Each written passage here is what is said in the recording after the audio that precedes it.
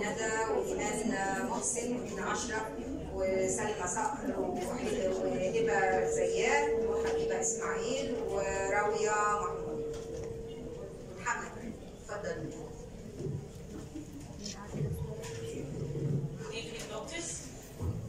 سؤالنا النهارده هو Convulsions with Deafness. Is it really a Kernicterus Sequalae?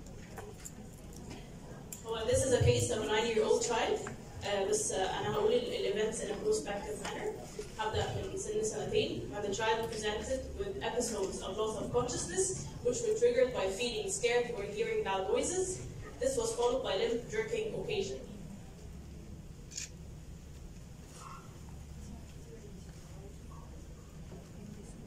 ده كان شكل الاتاكس اللي بتجيله.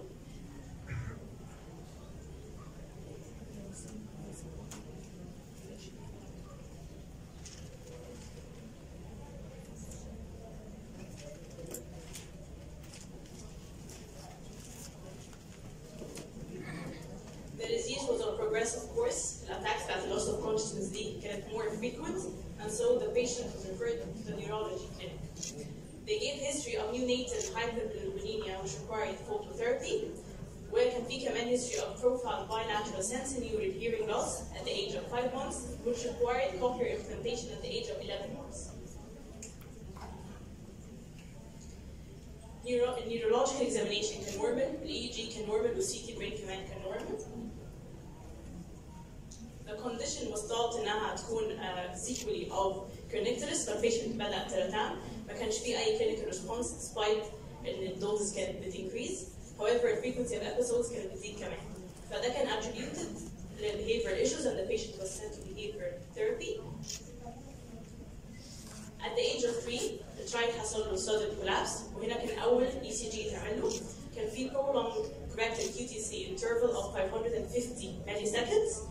At that time, electrolytes والechocardiography كانوا completely normal.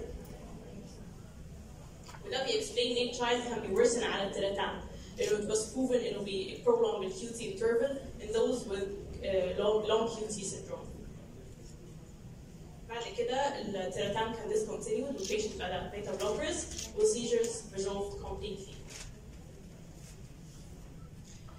The combination of bilateral sensorineural hearing loss will diagnose with prolonged QT syndrome, along with genetic testing, confirmed the diagnosis of Jervell and Lang-Nielsen syndrome, which is an autosomal recessive inheritance. The family members كمان اتعملوا screening by baseline ECG. والchild عند سن 9 سنين حصل له an attack of collapse، بعدها اتعمل له left cervical transectomy, which was followed 1 week later with another episode of collapse. After which an intracardiac defibrillator was inserted.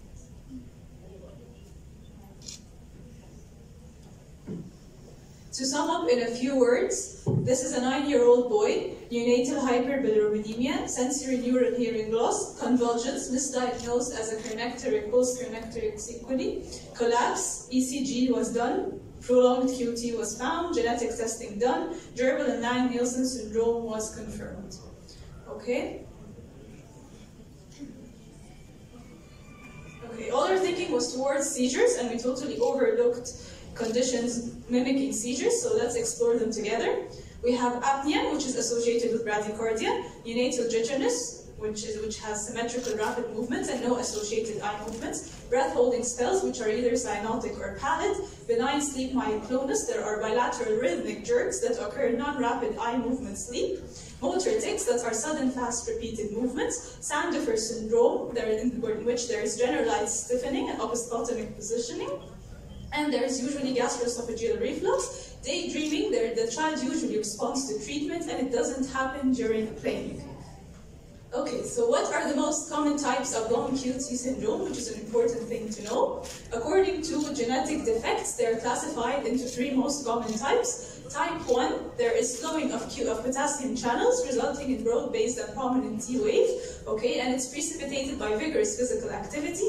Type 2, there's also slowing of potassium channels resulting in low amplitude T wave, and it's precipitated by emotional stress. And type 3 is, however, causes speeding of sodium channels resulting in prolonged isoelectric ST segment on ECG, and it's precipitated by sleep or rest.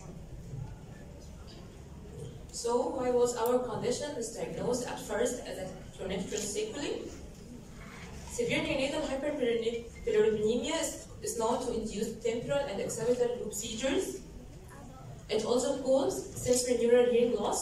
Hearing impairment occurs in about 10 to 50 times more frequent in neonates with severe shocks. Our take-home message would be that long QT syndrome is one of the causes of the ventricular arrhythmia and can present with sudden cardiac arrest. It can be mistaken for epilepsy or breath-holding spells. It's triggered by exercise or emotional stress or even drugs, as in our case with Terta. ECG would be recommended with any patient with early sensorineural hearing loss. Thank you.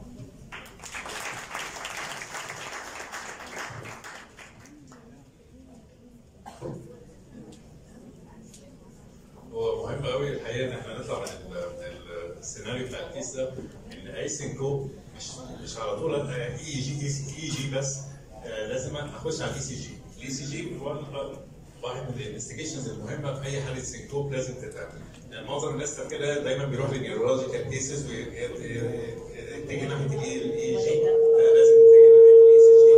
مهم قوي لازم نتعمل برضه الانفستيجيشن. طبعا الحقيقه كتير المعلومات الواحد بيسمع النهارده من الصبح لغايه الليل طبعا كميه كبيره جدا. وكنت الحقيقه بشكر الساده المشرفين علينا طبعا. سعيده جدا باولادنا الشباب الصغير الواعي بيتكلموا بثقه. انجلش اكسلنت. مستعدين دايما ان هم يتجاوبوا مع اي سؤال بيتقال. الحقيقه بحييكم الفكره فيكم ان شاء الله مستقبل بارد باذن الله. الفتره الجايه هتبقى the effect of using visual reality for children during intermittent